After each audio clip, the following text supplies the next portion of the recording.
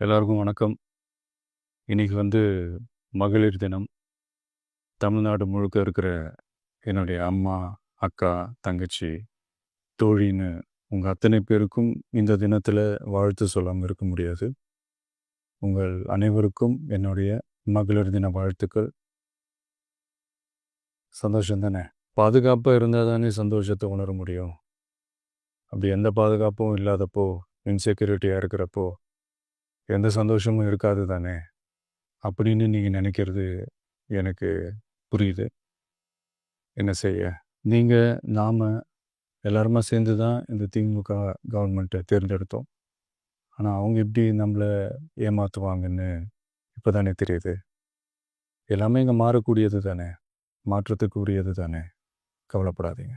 2026 நீங்கள் எல்லாரும் சேர்ந்து, இல்லை நாம் எல்லாரும் சேர்ந்து இந்த மகளிருக்கான பாதுகாப்பை உறுதி செய்ய தவறிய இவங்களை மாற்றுவோம்.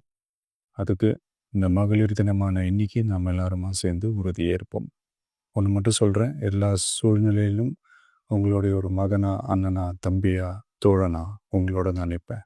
நன்றி, வணக்கம்.